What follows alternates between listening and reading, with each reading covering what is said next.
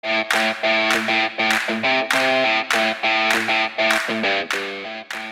it's Mateo of Two Brain Marketing. On this edition of the Two Brain Marketing Podcast, I'm talking to a very, very close friend of mine, Ryan O'Shaughnessy, former operator at Bowery CrossFit. You'll hear about his experience operating a CrossFit box in New York City, one of the most competitive markets in the world. You'll also learn about his lead nurture and sales system and how last year the gym spent $10,000 on ads and generated over $70,000 in front-end sales. So you don't want to miss this. Make sure to subscribe to Two Brain Radio for more marketing tips and secrets each week.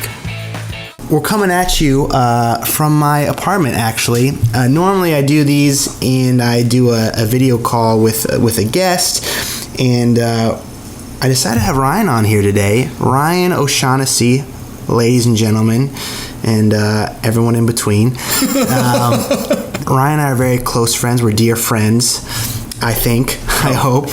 We know. I know. And so we were going to record this, but instead of crowding behind my webcam on my computer, sitting side by side, I thought that would be kind of weird. So we set up the camera. The lighting's not great. This is my studio apartment in New York, so you're seeing the window shining right into your eyes. But for those of you listening, none of this matters. Yes. It's only if you're watching it on just YouTube. The visuals. But yeah, today's my guest, Ryan O'Shaughnessy. Ryan and I have known each other for, I guess, what was it, 2016? Yeah, I think so. It was the beginning of 2016. Almost 3 years here. Coming up almost on 3 years. And Ryan and I worked together at John Franklin's second gym, Bowery CrossFit. That's where we both earned our stripes. Yes. Is that what they say? We're forged. We earned our stripes. We're forged in that fire.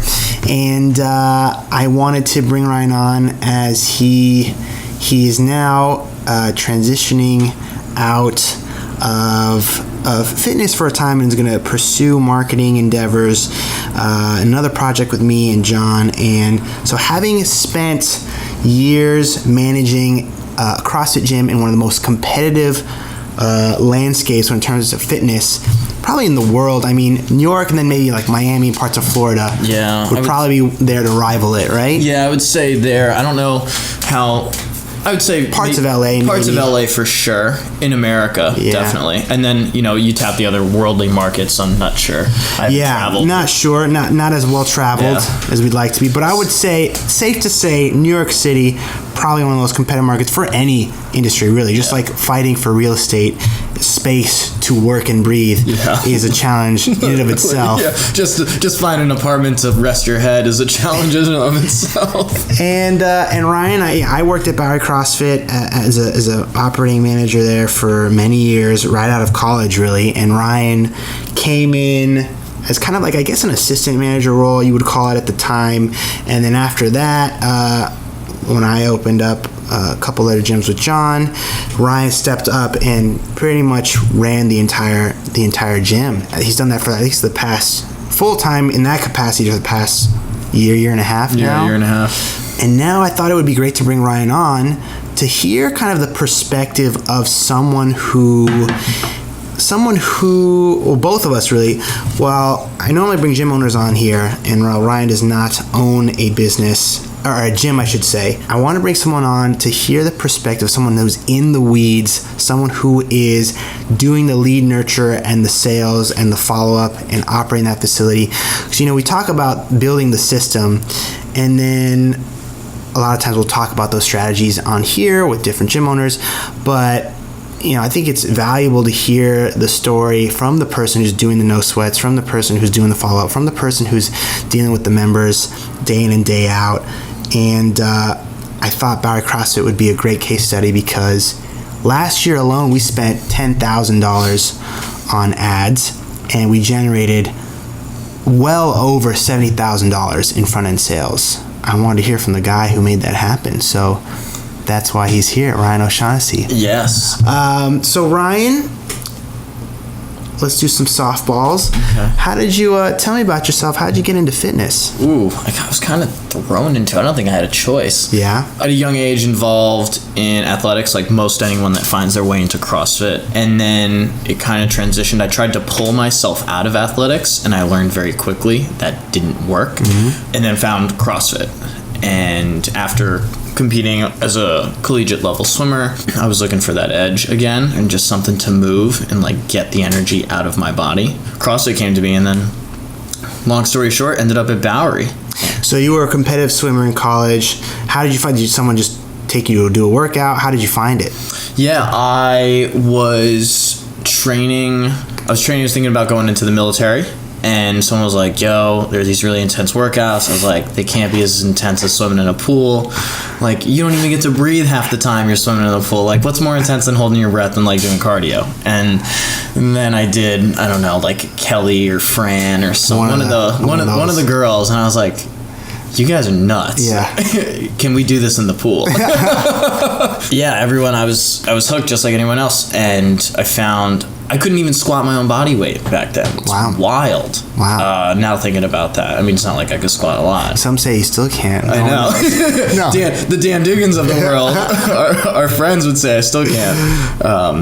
But yeah, that's kind of my trajectory into the sport. Well, but you were, a very intense athlete.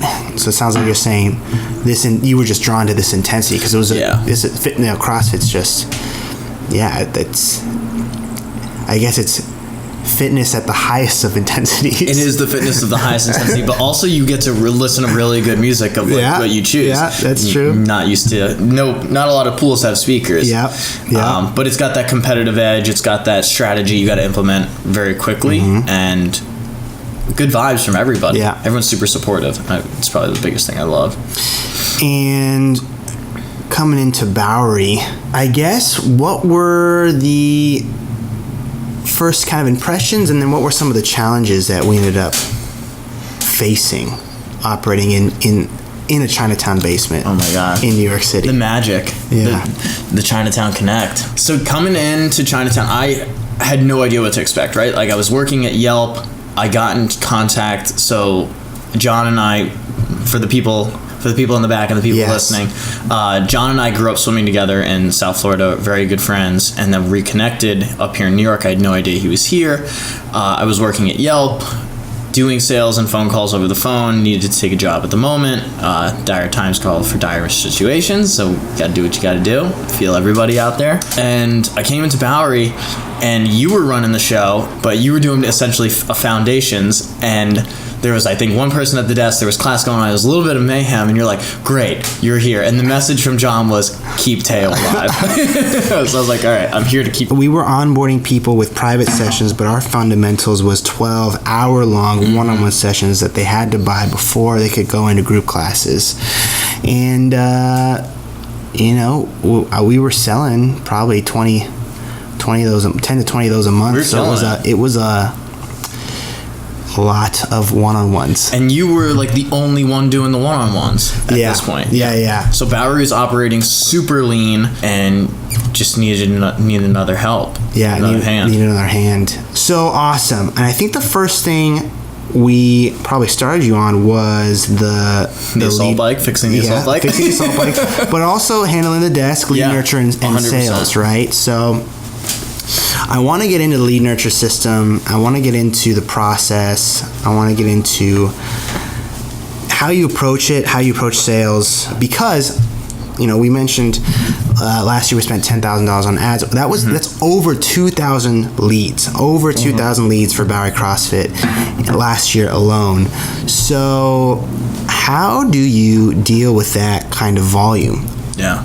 I think because I came right off the Yelp train, and those were cold leads, right? Like, I'm calling these people, they don't really want to talk to me. Like, so I'm coming from a place of no all day, where it's like, I'm literally wasting my time and my life on here. It's like, oh my God, these people are even interested a little bit. Like, it's game over. Yeah. Like, they're gonna buy. So for those of you who don't know, like, you probably do. If you ever got a phone call from Yelp, it was from people like Ryan, where they're essentially just looking at the list of businesses in the area and just calling each one and say, hey, you interested in ads? And like, no, like, these people didn't even opt in. No, like, you didn't opt in. I'm sure I guess the opt-in is just putting your business up on Yelp. Yeah, I guess that's what it is. Then that's the Yelp platform. Yeah, you're volunteering as tribute at that point. Yeah, exactly. You don't know it, but you are. Yeah. Okay.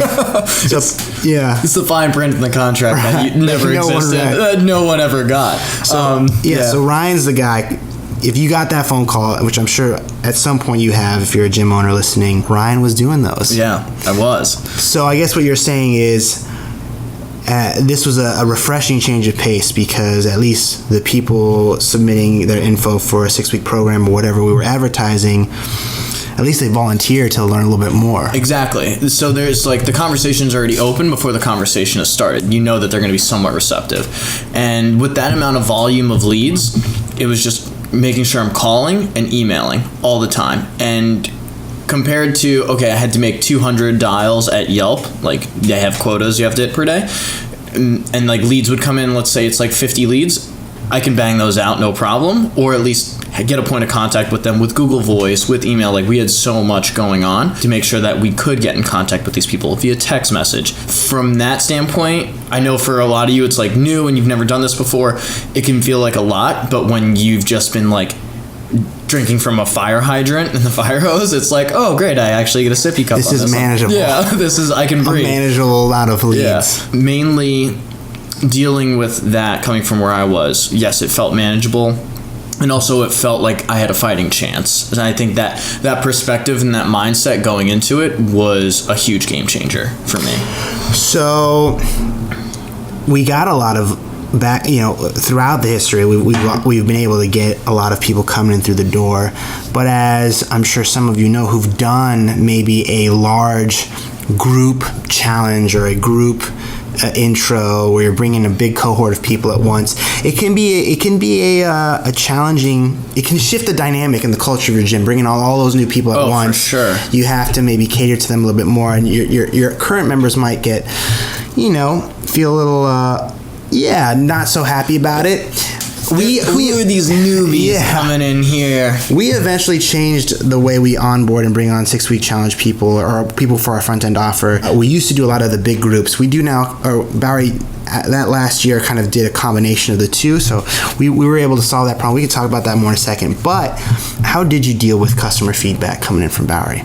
Yeah, I mean, customer feedback coming in from Bowery, from current members, and when I say current, I mean like super OG members that were founding members, and also, new 6-week challenge members that just came through the funnel, right? Like both are very valuable, but the feedback I'm getting from the OG member is they've been there, they've seen it for 4 or 5 years, and I'm saying, okay, cool, this is something they're looking out for me, and it's more, they probably have more of the group of like the total individual of the gym in mind, so like that's very important, and that's a different conversation to have. It's like, okay, listen, make sure that they understand they're valued, and kind of look into that a little bit more. I always think about give them what they want, but listen to your members, but don't give them everything that they want, right? Because if you listen to everything your members say, it's not your gym anymore. It's their gym, right? And while it wasn't my gym, it was John's gym. I was running it like it was my gym.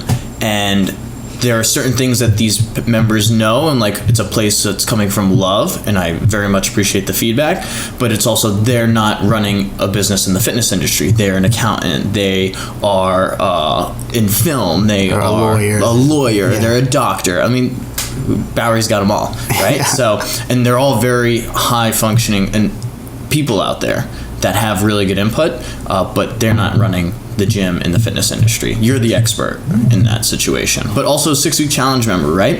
Like they have a completely different perspective than the person that's been there for 4 years. So new light, new blood. Okay, let's see what they have to say and implement the feedback, whether it was directly in the 6-week challenge. That's immediate feedback that could be changed or altered in the programming and the coaching, and that's a conversation to have right there. So they have a different insight into what they just completed as far as the business goes, versus the OG member. They're already in CrossFit. They're seeing other stuff that's going on. 2 different perspectives, both of very high value. But I think what you said is critical, man. I think those are 2 viewpoints. Like people's first impression, their first experience with your service, very valuable to take the notes and feedback from them, and then also to retain your current clients, you gotta talk with them and see what they want. I think when we started implementing no sweat or goal setting sessions, that was really eye-opening for us and helpful. At the same time, though, I think what you said is super important. Like, listen to what everyone has to say, but like, you don't have to do everything that they say. 100%, because if you do everything they say, you're going to have a petting zoo during class. So half the gym's going to be at the bar for happy hour. You're not going to have any money in your pockets. Yeah. And, what is your process for cultivating community? I feel like that's definitely been the defining factor and the legacy that was kind of left from Bowery is... The community. The community is really strong and very unique. Oh yeah. So how do you cultivate community just how do you do it? Yeah, I mean, I gotta say I learned a lot from you coming in. Oh wow. I'm gonna tip my hat to Teo over here. That was not on purpose. That was not. I was just asking. Yeah, and he's gonna pay me afterwards. Yeah. I guess it's... I grew up in South Florida. I kind of grew up all over, but I grew up in South Florida, and I come from a place where it's like the community that I swam with was very influential in my life, and it was like so much love. Everyone was super supportive. We grinded super hard. I mean, I swam with people like Dara Torres, for those of you that know her, like an Olympians, Vlad Polyakov, like big time athletes, like gold medalist, silver medalist, bronze, in Athens and Beijing. So when you're surrounded by that, I found that I understood, like, wow, this is such a high caliber functioning athlete or individual for that matter, but they also, like, it doesn't have to be all work, right? People come into the gym and, like, yes, they're athletes, but they're also human beings, and they're there to stay fit or whatever their goals are, but they also, like, want to have a good time, right? Like, the music's got to be good, the coaching has to be great, but like, how do you get those things, right? You just don't snap your fingers. I think it's definitely leading by example and how you treat people, right? Like, you teach culture, you teach people how you want to be treated. There are like boundaries that go into all this. The people, when they understand what type of environment that you're fostering, is like, if it's no worries, if it's cool, come in, we're going to take care of you, but this is how we're going to take care of you. And they get on the vibe. They get on, and I know like vibe is like such a trendy, like hipster word, whatever, but I love it. It goes well with me. I'm going to use it. They get on your vibe. They get on your frequency. They get on your wavelength. The members are going to see how you teach the coaches, how you speak to other people, and how you deal with situations where someone was unhappy. And like, word travels fast, just like anywhere else, especially in the CrossFit community, and especially at your gym, word's going to get around. So if you treat the member that was unhappy with their 6-week challenge and you're like, well, we're still going to keep your money, like in the short term, I don't think that's the right way to handle things. I think it's what can we do to fix this situation for you, and we're both trying to win here, right? Like, I want to take care of you long term, because in the long term you're going to pay the bills at the gym, but also this is more than just a business. This is a fitness relationship, which is much different than just hey, you're going to do this work for me, I'm hiring out this contract work, and it's done. And then everyone parts their ways. Like, you're going to see these people day in and day out. Summarizing that long-winded speech, cultivating culture is how you treat your coaches, how you teach people to treat you and, interact at the gym, and it's the precedents that you set for yourself and other people at the gym. Yeah, I think you had some really, really valuable stuff there. I think the key, it goes back to core values, right? If we talk about the incubator for a second, the first module, the first thing we go over with our clients is like, what are the core values of your gym? If you don't have those codified somewhere, like, how can you expect your coaches to uphold what you want to be upheld at the gym? And for us, member obsession, I think like the first one at the gyms, like, and I think that is basically what you're saying. It's like, be obsessed with your members. Yeah. There's a balance, right? Like you said before, like, listen to what they say, but you don't have to do everything they say. For sure, there's a balance, but when you have that lens, thinking members first, thinking help first, really is kind of what you're talking 100%. About, which obviously Coop has a book on. That's kind of where it starts. And also, you're talking about, I think what you were saying before is we're in a relationships business. Oh yeah. Especially if you're a personal training focused gym or whatever. That relationship starts when that person, that prospect, whoever it is, first walks in the door, right? And so how are you greeting them? How are you treating them? What's that person's experience when they walk in? I know for you, I've seen it in action, so I'll have to describe it to everyone listening. But yeah, Ryan's talking about vibes, cool vibes, chill vibes. But I mean, there's a way to make someone feel warm and welcomed when they enter your space and to feel important. And I think you got to make sure that not only are you delivering that the first time they walk in, but consistently throughout their experience, and make sure that you frame these interactions with your members with that in mind, right? So I think that's key there. We were able to create really great vibes at Bowery CrossFit. Mm-hmm. How do you deal with toxic people, toxic members, toxic staff? Yeah. I actually had that recently before I left, probably like four months ago. Mm-hmm. There's a lot of people at your gym. I mean, at Bowery CrossFit, we had almost 200, a little over at some points. Sometimes, New York Super Transit, so it fluctuates. 250, 260. 250, 260. There's no way you or I were ever going to have eyes on it, or I was going to have eyes on it. Your golden members, the ones that come to you that are like, hey, like, something's not right, like, take that feedback with open arms and, like, hone that and love it, because that's how I found out about certain toxic members, things happening that I had no idea were going to happen. In Two Brain speak, they're seed clients. Yes, your seed clients, exactly. For me, I have to physically see about it. Hearing about it isn't just like enough sometimes, but hearing about it means, be on the lookout. So toxicity is cancerous, and cancer spreads in cultures and in biology. So if one person is affecting more than one other person, we have a problem, and that's a conversation I have with the individual. If the behaviors don't change or they're not open to the feedback, we got to go separate ways, and we're not picking up a brick and mortar gym and leaving, so they got to go. Right. We're not moving. No, they're gonna have to move. We have a lease. That's not up for another 12 years. Yeah. So how do you? Because I think people struggle with this, right? How do you fire a member? There's a very mindful way to go about it, right? Each situation's different, and it's not the George Costanza. It's not you. It's me, because it's definitely them. Right. In this situation, don't want to lie to them. No, don't want to lie to them. It's a conversation of, hey, this is what we're about here. These are the things I've been hearing from other members about such behavior, such things, whether it's cleaning up after class, or it's, talking smack, or if those things are happening, it's like, this is not acceptable, and this is what the next steps are. Either you're on a final warning, or you're on, you gotta go, and I can recommend you to another gym. There's a soft way to do that. I think that's the key, right? That it's just like, hey, this is not the right fit. Here are 3 other options that I think might be a better fit for you. Yes. And then do everything you can to make that transition easy for them. For right? sure. Call the other gym, let them know, or, whatever you need to do to make that transition easier for the client, that really is the best way, I think. And that's how you avoid a negative review, right? Which will impact you financially as well.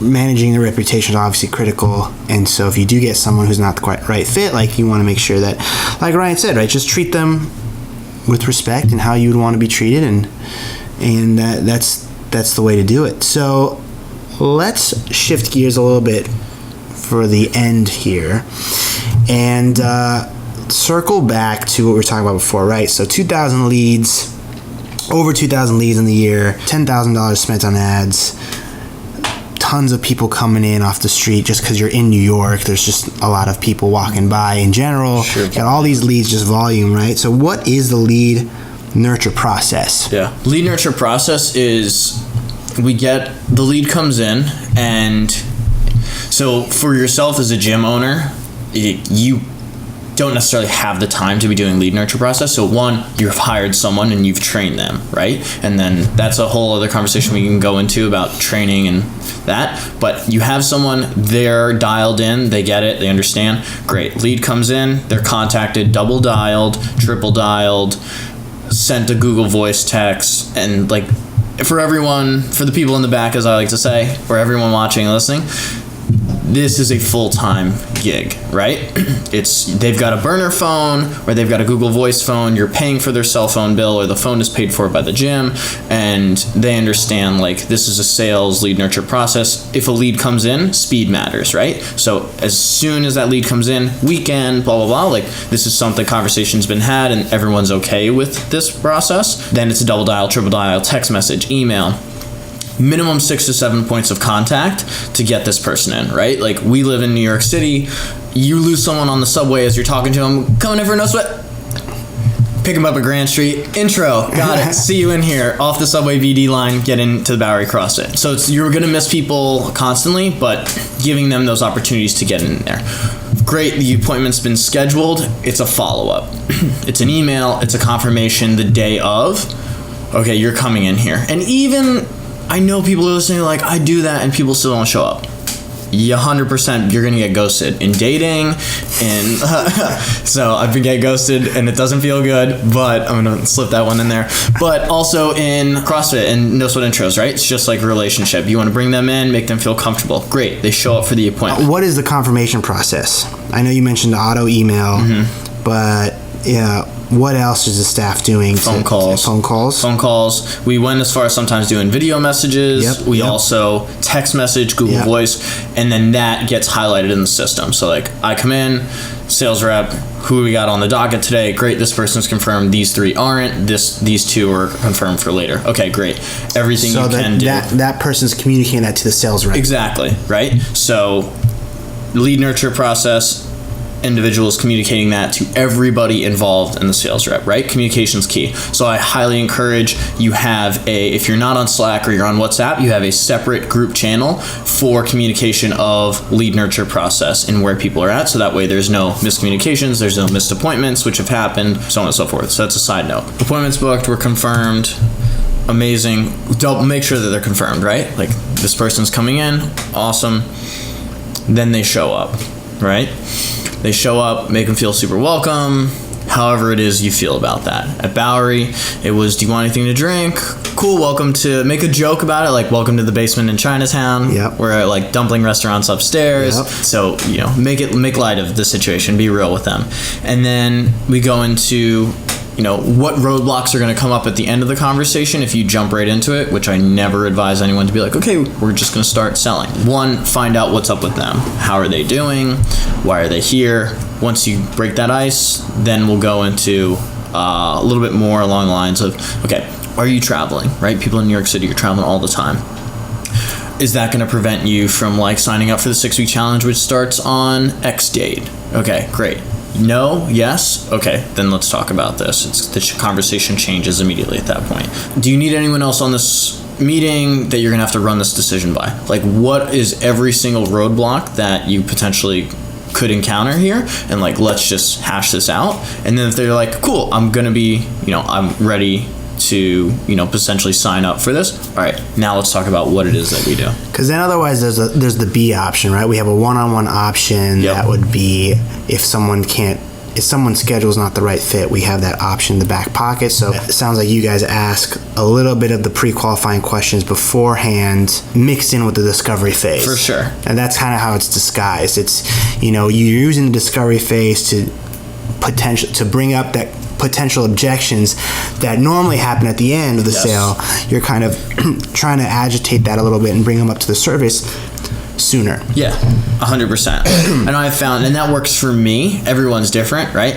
I'd rather get all of that stuff out in the beginning, so then it's like, cool, grab your cup of coffee, we're gonna like kick back and talk about why it is that you're here, why the lifestyle change you want it to happen or it needs to happen, and what's prevented you in the past from getting there. And then by the end of the time they're like, cool, how many spots left? I want to sign up. Right.